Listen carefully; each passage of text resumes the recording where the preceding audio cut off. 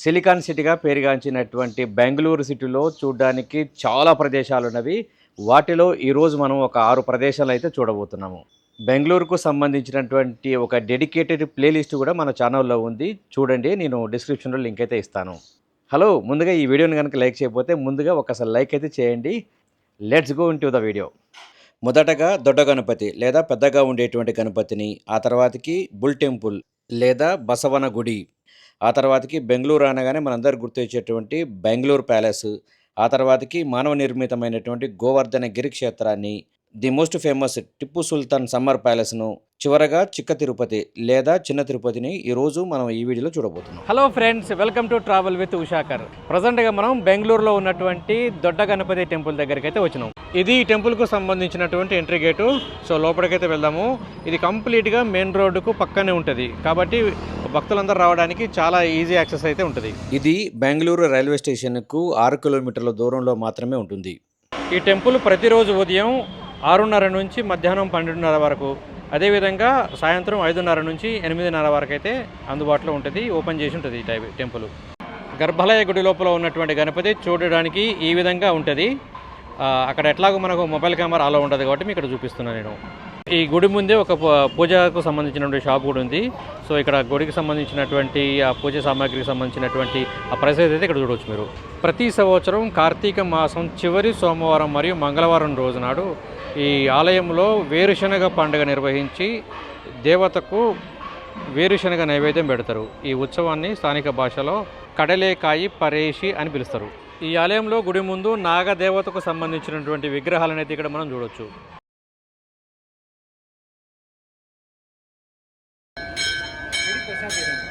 ఇదే ఆలయంలో కనిపించేటువంటి భారీ వినాయకుడు. సో గణపతికి రాసినటువంటి ఆ వెన్నను, బాటికి రాసినటువంటి వెన్నను ఇక్కడ భక్తులకు ప్రసాదంగా ఇక్కడ పంచిపెడుతున్నారు, చూడొచ్చు మనం. ఈ దొడ్డ గణపతి ఆలయం పక్కనే బుల్ టెంపుల్ లేదా బసవన గుడి అనేటువంటి టెంపుల్ అయితే ఉంటుంది. దాదాపు ఒక 100 మెట్లు ఎక్కితే మనం ఈ ఆలయాన్ని అయితే చేరుకోవచ్చు. ఇక్కడ కూడా చాలా బాగుంటుంది. ప్రతి నెలలో వచ్చేటువంటి త్రయోదశి రోజున ఇక్కడ ప్రదోష పూజ అయితే చేస్తారట. ఈ ఆలయానికి సంబంధించినటువంటి మెట్లు ఎక్కేటువంటి క్రమంలో లెఫ్ట్ రైట్ ప్రదేశాలలో ఈ ఆలయానికి సంబంధించినటువంటి సంస్కృతి సాంప్రదాయాలను ప్రతిబింబించేటువంటి చిత్రాలను అయితే చూడవచ్చు మనం. సో మనం మెట్లు ఎక్కిన తర్వాత ఈ గుడికి సంబంధించినటువంటి ఈ ఆలయాన్ని అయితే మనం చూడవచ్చు ఇక్కడ.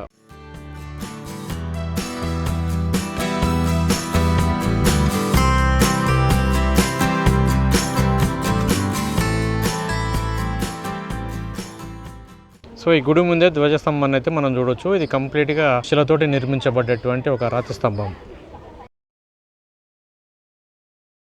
సో మనకు కనిపిస్తున్నటువంటి గుడే బసవన్నకు సంబంధించినటువంటి బిగ్ బుల్ టెంపుల్. గుడి లోపలికైతే వెళ్దాము. ఇక్కడి గర్భాలయ గుడిలో బసవన్న మాత్రమే ఉంటాడు. భారతదేశంలో ఉన్నటువంటి అతిపెద్ద నంది విగ్రహాలల్లో ఇది కూడా ఒకటి. సో ఈ గుడి లోపల అందించేటువంటి సేవలకు సంబంధించినటువంటి ధరల పట్టిక అయితే ఇక్కడ ఉంది, చూడవచ్చు మీరు.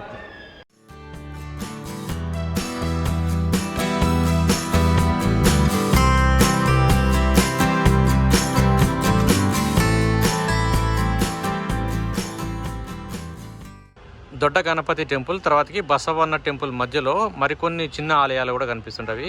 సో దాంట్లో ఒకటి బేడర కన్నప్ప టెంపుల్, బాలాంజనేయ స్వామి టెంపుల్, శ్రీ రంగనాథ స్వామి టెంపుల్, సత్యనారాయణ స్వామి టెంపుల్, రామచంద్ర స్వామి టెంపుల్, సుబ్రహ్మణ్య స్వామి టెంపుల్, ఇలాంటి టెంపుల్స్ అయితే మనకు కనిపిస్తూ ఉంటవి.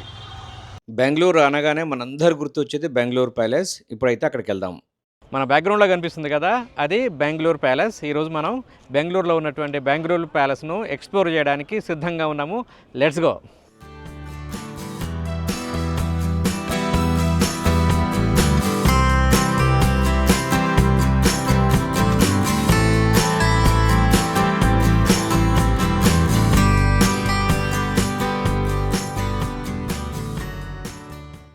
ఈ బెంగళూరు ప్యాలెస్లోకి వెళ్ళడానికి ఎంట్రీ టికెట్ అయితే తీసుకోవాల్సి ఉంటుంది. ఒక్కరికి 270 రూపీస్ అయితే ఉంటుంది. అదే ఫారినర్స్కి అయితే 500 రూపీస్ ఎంట్రీ టికెట్ ఉంటుంది. 10 సంవత్సరాలలో పిల్లలకైతే ఎంట్రీ ఫ్రీ. ఇక్కడ చూడవచ్చు మనం. దీనికి ఇక్కడ కెమెరాస్ అయితే రిస్ట్రిక్షన్ ఉంది.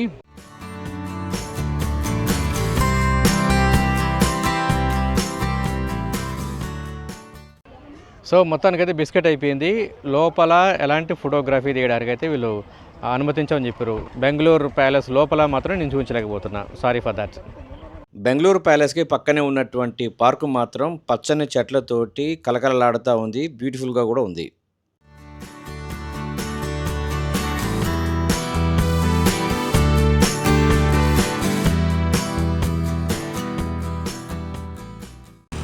మనకు కనిపిస్తున్నటువంటిది గోవర్ధనగిరి క్షేత్రం యొక్క నమూనా. ఇది దొడ్డ గణపతి టెంపుల్ నుంచి దాదాపు ఒక 200 మీటర్స్ దూరంలో ఉంటుంది ఇది. సో యాక్చువల్గా నేను వచ్చేసరికి ఇక్కడ నైట్ అయింది, కాకపోతే ఇది డే టైంలో చూస్తే సూపర్గా ఉంటుంది యాక్చువల్గా. సో ఇక్కడ గోవర్ధనగిరి ఆ మోడల్ వచ్చేటట్టుగా ఇక్కడ చాలా పెద్దగా ఉంటుంది కనిపిస్తుంది, చూడవచ్చు మీరు. ఇక్కడ గోవర్ధనగిరిని ఆర్టిఫిషియల్గా నిర్మించారు, చూడడానికి ఒక పర్వతాన్ని పోలినట్టుగానే ఉంటుంటుంది. సో దీని లోపల కూడా వెళ్ళొచ్చు. లోపలికి వెళ్ళగానే మనకు ఒక అద్భుతమైనటువంటి దృగ్విషయంలో కనిపిస్తుంది. శ్రీకృష్ణుడు గోవర్ధనగిరిని చిటికన వేలితో లేపినటువంటి దృగ్విషయాన్ని అయితే ఇక్కడ మనం చూడొచ్చు. లోపల చాలా ప్రశాంతంగా ఉంటుంది.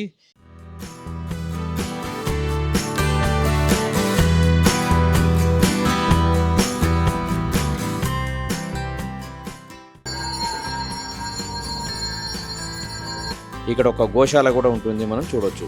ప్రతిరోజు ఉదయం మార్నింగ్ 6:30 నుంచి సాయంత్రం 7:30 వరకైతే ఇక్కడ ఈ టెంపుల్ అనేది ఓపెన్ అయి ఉంటుంది. సో ప్రజెంట్గా మనం టిప్పు సుల్తాన్ ప్యాలెస్కి అయితే వచ్చేసినాము. సో లోపలికైతే వెళ్దాం మనం. ప్రజెంట్గా మనం టిప్పు సుల్తాన్ ప్యాలెస్ దగ్గర ఉన్నాము. మనకు కనిపిస్తున్నటువంటిది అదే.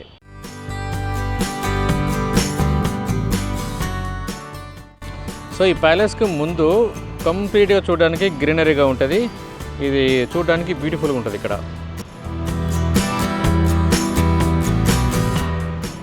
ఈ ఎర్రని కలర్లో కనిపిస్తుంది కదా, ఇది టిప్పు సుల్తాన్కి సంబంధించినటువంటి మ్యూజియము. ఇది కంప్లీట్గా ఏంటంటే కొన్ని వందల సంవత్సరాల క్రితం కట్టినప్పుడు ఎలా ఉందో ప్రజెంట్ కూడా అలాగే ఉంది, ఎలాంటి చేంజెస్ లేవు. గోడలన్నీ కూడా చాలా ఓల్డ్గా ఉన్నాయి లోపల. ఇది టిప్పు సుల్తాన్కి సంబంధించినటువంటి చరిత్ర, ఆయన చేసినటువంటి యుద్ధాలు అవన్నీ కూడా దాంట్లో ఎక్స్ప్లెయిన్ చేశారు చిత్రపటాల ద్వారా. కాకపోతే అక్కడ లోపల వీడియోగ్రఫీ కానీ ఫోటోగ్రఫీ కానీ అలౌ లేదు కాబట్టి నేను చూపించలేకపోతున్నా. సో ఇది దానికి సంబంధించినటువంటి చరిత్ర. బయట నుంచి చూసినప్పుడు వ్యూ అనేది ఈ విధంగా కనిపిస్తుంది. సో ఇక్కడ ఫస్ట్ ఫ్లోర్ వెళ్ళడానికి కూడా మెట్లయితే ఉన్నవి. సో లోపలికైతే వెళ్దాం మనం.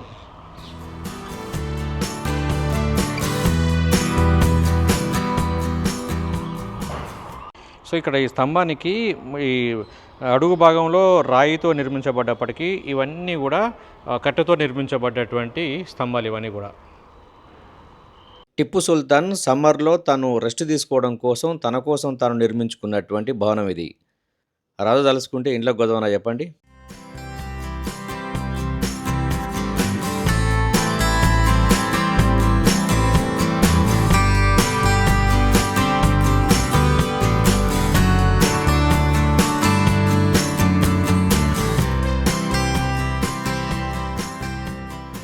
సో ఇక్కడ ఫిజికల్ టికెట్స్ అయితే ఏమి ఉండవు. ఇక్కడ కనిపిస్తున్నటువంటి స్కానర్ను ఈ స్కాన్ చేసేసి టికెట్ అయితే ఆన్లైన్లో టికెట్ అయితే తీసుకోవాల్సి ఉంటుంది. ఒక టికెట్ వచ్చేసి 20 రూపాయలు అయితే ఛార్జ్ చేస్తారు.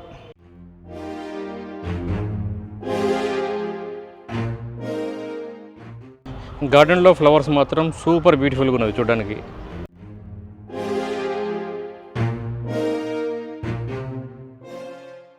నెక్స్ట్ మనం చిక్క తిరుపతి టెంపుల్కి అయితే వెళ్దాము. చిక్క తిరుపతి అంటే తెలుగులో చిన్న తిరుపతి అని అర్థం.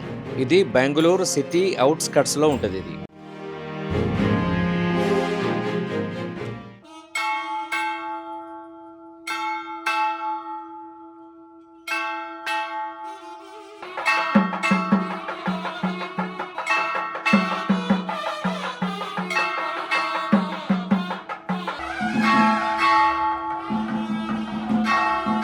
తిరుపతికి రాలేనటువంటి భక్తులు ఇక్కడ ఉన్నటువంటి చిక్క తిరుపతి టెంపుల్లో ఉన్నటువంటి వెంకటేశ్వర స్వామిని అయితే సందర్శించుకుంటారు. గర్భాలయంలో ఉన్నటువంటి వెంకటేశ్వర స్వామి చూడడానికి ఏదే విధంగా కనిపిస్తారు ఇక్కడ. ఇది నేను బెంగళూరులో స్టే చేసినటువంటి రూమ్ అయితే చాలా బాగుంది. ఇది దీనికి ఆన్లైన్లో బుక్ చేసినాం కాబట్టి జస్ట్ 2000కి వచ్చింది. మామూలుగా అయితే ఇది 2800 అయితే ఉంటుంది. సో నెక్స్ట్ ఇక్కడ వాష్రూమ్ కూడా చూపిస్తాం మీకు ఇది. సో ఇది